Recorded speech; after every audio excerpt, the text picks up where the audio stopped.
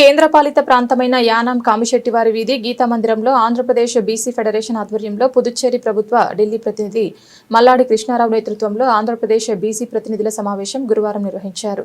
ఈ సమావేశంలో రాష్ట్ర బీసీ ప్రతినిధులు జస్టిస్ ఈశ్వరయ్య, డాక్టర్ విశ్వరాధన్, కుడిపూడి సూర్యనారాయణ రెడ్డి, సుబ్రహ్మణ్యం, పితాని బాలకృష్ణతో పాటు ఉభయ గోదావరి జిల్లాల ముఖ్య బీసీ నాయకులు హాజరై కార్యాచరణపై చర్చించారు. ఈ సందర్భంగా పుదుచ్చేరి ఢిల్లీ ప్రత్యేక ప్రతినిధి మల్లాడి కృష్ణారావు మాట్లాడుతూ వెనుకబడిన సామాజిక వర్గాలంతా ఐక్యంగా ఉంటూ హక్కుల సాధనకు సమిష్టిగా కృషి చేయాలని కోరారు. విడిపోయినటువంటి సోదరులమైనటువంటి తెలంగాణ, ఆంధ్రప్రదేశ్ బీసీ ఎస్సీ ఎస్టీలమంతా ఒక్కటై మాకు కావలసిన హక్కులన్నీ సాధించుకోవడానికి రిజర్వేషన్లను పెంచి అది 9th షెడ్యూల్లో పెట్టించే అతి భారీ ఉద్యమానికి మా సోదరులైనటువంటి ఆంధ్రప్రదేశ్లో ఉన్న బీసీ ఎస్సీ ఎస్టీ సోదరులని కలవడానికి మేము తెలంగాణ నుంచి జస్టిస్ ఈశ్వరయ్య గారుగా విశారదనులుగా మేము ఇక్కడికి రావడం జరిగింది. ఇది మళ్ళీ మేము పునర్నిర్మాణమై మా మిత్రత్వాన్ని, మా బంధుత్వాన్ని పునర్నిర్మించుకొని తెలంగాణ, ఆంధ్రప్రదేశ్లో రిజర్వేషన్ల ఉద్యమాన్ని పునర్నిర్మించి బీసీ ఎస్సీ ఎస్టీలకి కావాల్సిన రిజర్వేషన్ల శాతాన్ని మరింతగా పెంచి దాన్ని 9th షెడ్యూల్లో పెట్టించి తమిళనాడు తరహాలో మరి అది సాధించుకోవడానికి కావలసిన ప్రాతిపదికని, ప్రక్రియని, కార్యాచరణకి కావలసిన పునాదుల్ని ఈరోజు యానాంలో మరి మల్లాడి కృష్ణారావు గారి నేతృత్వంలో ఆ ప్రతిపాదన జరుగుతుంది. దీన్ని మరింత ముందుకు తీసుకుపోవడానికి దీని కార్యాచరణని 2వ మీటింగ్లో హైదరాబాద్లో కానీ లేదా విజయవాడలో కానీ మరొక సమావేశంలో దీనికి సంపూర్ణ కార్యాచరణని రూపొందించబోతున్నామని ఈ సందర్భంగా తెలియజేస్తున్నాం.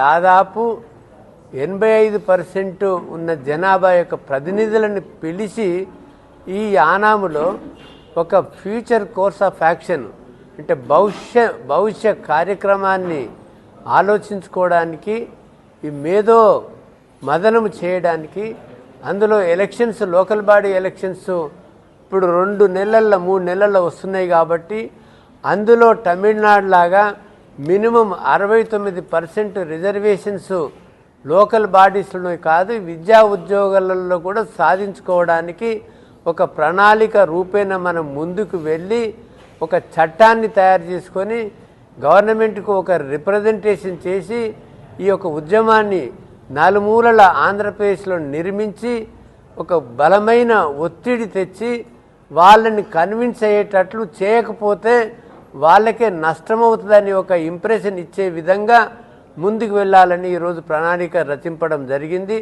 కాబట్టి సునాయాసంగా ఆంధ్రప్రదేశ్లో 69% రిజర్వేషన్స్ సాధించుకోవడానికి ఒక సువర్ణ అవకాశము ఈ గవర్నమెంట్కు ఉంది. కాబట్టి ఇప్పుడు మనం చేయకపోతే ఎప్పుడు చేయలేదు కాబట్టి ఒక చట్టం చేసి 342A3 కింద ఒక చట్టం చేసి సోషియో ఎకనామిక్ పొలిటికల్ మనకు ఎంప్లాయ్మెంట్ సర్వే చేసి ఆ సర్వేని ప్రకారము పొలిటికల్ బ్యాక్వర్డ్నెస్ ట్రిబుల్ టెస్ట్ని కంప్లై చేసి ఈ లోకల్ బాడీస్లో 50% ఒక్క బీసీలకు ఇచ్చి తర్వాత ఎస్సీ ఎస్టీలకు ఇప్పుడు కొత్తగా 2025 జనాభా ప్రాతిపదిక మీద వాళ్ళకి ఇచ్చి 69 కావచ్చు, 70 కావచ్చు, 75 కావచ్చు.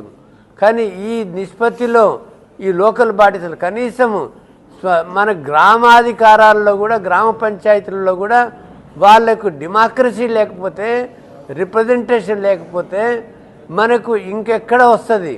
కాబట్టి ఇది గ్రామ పంచాయతీలో ఇప్పుడు రాబోయే తక్షణము ఎలక్షన్లలో వీళ్ళకు కూడా ఈ వర్గాల బడుగు బలహీన వర్గాలకి వాళ్ళకు ఒక ప్రాతినిధ్యం ఉండాల, అంటే వాళ్ళకు ఒక భాగస్వామ్యత ఉండాల, వాళ్ళకు అధికారం రావాలా, వాళ్ళకు పరువు పెరగాల.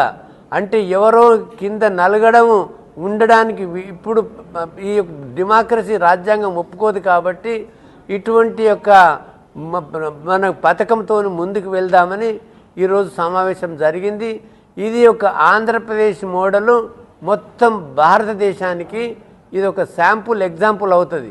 తెలంగాణ సాధించుకోలేకపోయింది, అక్కడ చట్టం చేసి కులగణన సరిగ్గా చేయలేదు, వాళ్ళకు శక్తి లేదు కాబట్టి కేంద్ర ప్రభుత్వంతో ఆమోదించుకోలేకపోయింది. ఆ పరిస్థితులు ఆంధ్రప్రదేశ్లో లేవు, ఆంధ్రప్రదేశ్లో అనుకూలంగా ఉన్నాయి. కాబట్టి ఆంధ్రప్రదేశ్ ప్రభుత్వం కూడా సానుకూలంగా స్పందించి మా యొక్క విన్నపాన్ని మన్నిస్తారని మేము ముందుకు వెళ్ళడానికి నిర్ణయించుకున్నాము.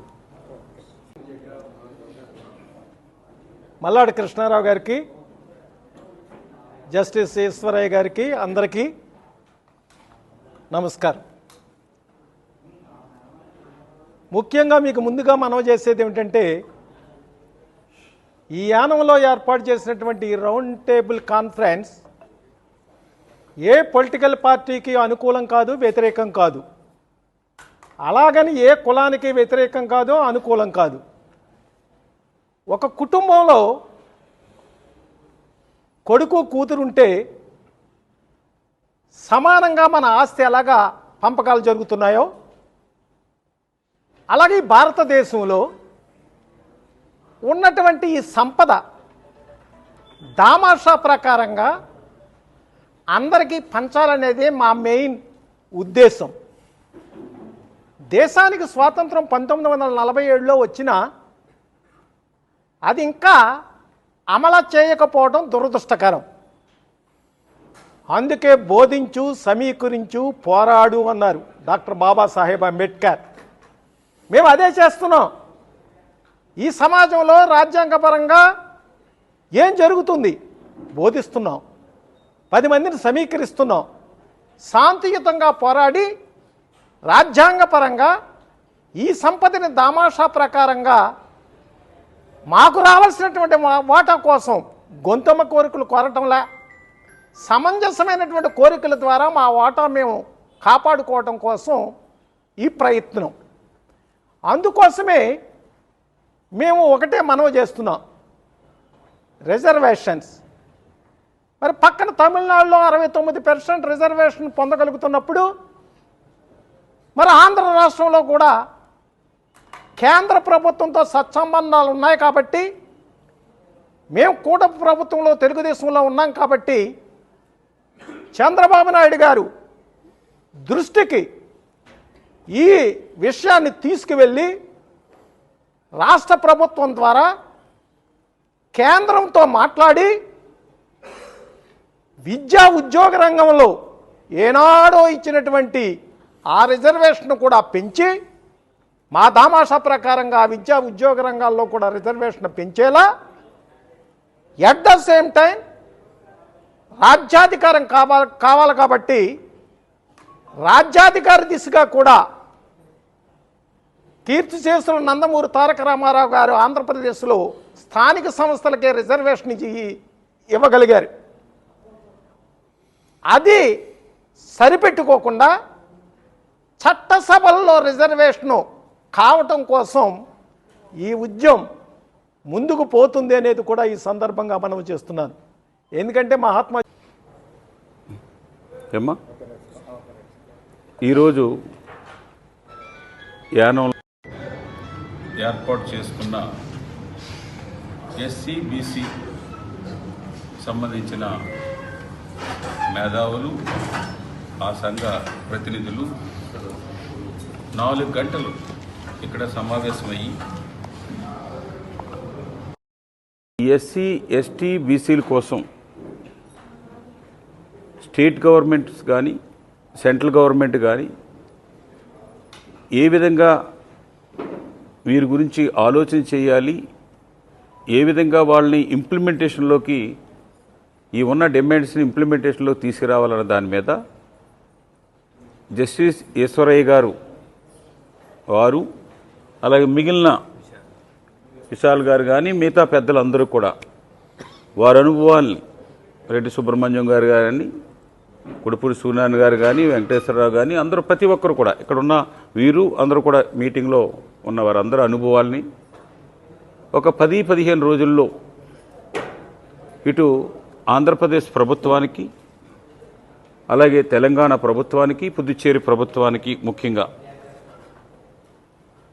ఈ 3 రాష్ట్రాల్లో ఉన్న ఇబ్బందులు, తెలంగాణలో ఒక రకమైన ఇబ్బందులు, ఆంధ్రాలో ఒక రకమైన ఇబ్బందులు, అలాగే భారత ప్రభుత్వంతో డబుల్ ఇంజన్ గవర్నమెంట్లో ఉన్నవి ఇది పుదుచ్చేరి, అలాగే ఆంధ్రప్రదేశ్, ఇవన్నీ దృష్టిలో పెట్టుకుని ఆ ప్రభుత్వాల ద్వారా కూడా మేమిచ్చే రిప్రజెంటేషన్ని ఇటు పుదుచ్చేరి ప్రభుత్వం కానీ, ఆంధ్రప్రదేశ్ ప్రభుత్వం కానీ, తెలంగాణ ప్రభుత్వం కానీ భారత ప్రభుత్వానికి పంపించి దాన్ని ఫాలోఅప్ చేసే విధంగా ప్రభుత్వాలు దానికి పనిచేయాలి. అలాగే ఇక్కడ సమావేశమైన లో కొంతమంది ముఖ్యులు వారి ద్వారాగా ఈ మూడు ప్రభుత్వాలకు సంబంధించిన ముఖ్యమంత్రుల్ని అక్కడుండే అపోజిషన్కు సంబంధించిన నాయకుల్ని కూడా కలిసి భారత ప్రభుత్వానికి పంపించే విధానం, అలాగే ఇక్కడ ఈ రెండు రాష్ట్రాలు ఈ కేంద్రపాలిత ప్రాంతంలో కూడా ఉన్న సమస్యల్ని, కేంద్రపాలిత ప్రాంతంలో ముఖ్యంగా 1964 తర్వాత వచ్చిన ఎస్సీ కమ్యూనిటీకి సంబంధించిన వారు మైగ్రెంట్స్గా ఉంటూ జనరల్లో ఉన్నారు. 2001 తర్వాత వచ్చిన బీసీలు కానీ ఎంబీసీలు కానీ మైనార్టీస్ కానీ వీళ్ళందరూ కూడా జనరల్లో ఉన్నారు. వారికి ఆ ఎంబీసీ సర్టిఫికేట్ కానీ ఓబీసీ కానీ ఆరిజిన్స్ ఇవ్వకుండా ఉన్నారు. వీరందరికీ కూడా ఈడబ్ల్యూసీ కోటాలో ఇచ్చిన దాంట్లో ఏ ఒక్క ఫార్వర్డ్ కమ్యూనిటీతో ఉన్న రిజర్వేషన్ తీసేసుకోవాలన్న ఉద్దేశం కాదు. వారితో కూడా జనరల్లో ఉన్నారు కాబట్టి వాళ్ళకు కూడా అవకాశం ఇవ్వండి అని చెప్పేసి ఈ ప్రతిపాదనని, అలాగే తక్షణమే ఏదో 2027 వరకు మనకు ఉన్నది జనాభా లెక్కలు అన్నది కాకుండా ఆ జనాభా లెక్కలతో పాటు దేశంలో ఉన్న ఎస్సీలు ఎస్టీలు బీసీలు మైనార్టీసు ఫార్వర్డ్ కమ్యూనిటీ లెక్కలతో పాటు ఏ కులానికి ఎంతెంత మంది ఉన్నారన్నది ఆ లెక్కలు కావాలి. ఆ లెక్కలతో పాటు ఉద్యోగ అవకాశాల్లో కానీ రాజకీయ అవకాశాల్లో కానీ ఉండాలి. ఇప్పటికే 70 సంవత్సరాలు పైబడి స్వతంత్రం వచ్చినా కానీ ఏమైతే ఆశించామో ఆ ఆశించినది నాకు మల్లాడి కృష్ణారావు గారు నాకో లేకపోతే ఈశ్వరయ్య గారికో మాకు వచ్చిన గౌరవాన్నో మాకు వచ్చిన మేము దాని మీద కృషి చేసి స్టేజ్కి వచ్చింది మా ఒక్కరితోటి ఉండకుండా ఈ సమాజంలో ప్రతి ఒక్క ఈ వెనకబడిన జాతులు అవ్వచ్చు, అలాగే వీకర్ సెక్షన్లో ముఖ్యంగా ఎస్సీలు కానీ ఎస్టీలు కానీ బీసీలు కానీ అలాగే పేద వర్గాల్లో ఉండేవారి అందరికి కూడా ఆ ప్రతిఫలాలు అందాలని ఏది తీసుకున్నా కానీ ఈ మెజార్టీ 80 పైబడి జనాభా ఉన్న లెక్కల్లో ఆ జనాభాను దృష్టిలో పెట్టుకుని ప్రభుత్వాలు నడవాలన్నది అందరి ఉద్దేశం. ఆ విధంగా నేను రాబోయే రోజుల్లో మనం ఒక 20 రోజులకి నెల రోజులకి సమావేశం అవుతూ ఇది రాష్ట్రాలకి అలాగే దేశానికి ప్రధానమంత్రి అవ్వచ్చు, ప్రెసిడెంట్ ఆఫ్ ఇండియా అవ్వచ్చు, దీనికి సంబంధించిన మినిస్టర్కి సంబంధించింది సెంట్రల్ మినిస్టర్స్ అవ్వచ్చు, కలిసే విధంగా ఏదో ఫ్లెక్స్ చేసుకుని అంబేద్కర్ ఫోటోను లేదా జ్యోతిరాజ్ పూలలో ఫోటోను వేసుకుని ప్రజల్ని మోసగించాలని కాదు. వాళ్ళకి మేము వారసులం, జ్యోతిరాజ్ పూలేకి వారసులం, అంబేద్కర్కి వారసులం. ఆ విధంగా మేము వారున్న ఉద్దేశాల్ని అనేకమైన సంవత్సరాలుగా మేము ప్రయత్నం చేసి ముందుకు తీసుకెళ్తున్నాం. రాబోయే రోజుల్లో ఇంకా బలంగా ముందుకు తీసుకెళ్లాలనే ఉద్దేశంతో ఈ మీటింగ్ ముఖ్య ఉద్దేశం. ఇదంతా కూడా ఇటు మీడియా కానీ అందరూ కూడా ప్రజలకి ప్రభుత్వాలకి తెలిసేలాగా మీ ద్వారాగా తెలిసే విధంగా చేయమని మిమ్మల్ని అందరినీ కూడా కోరుతూ ఉన్నాను.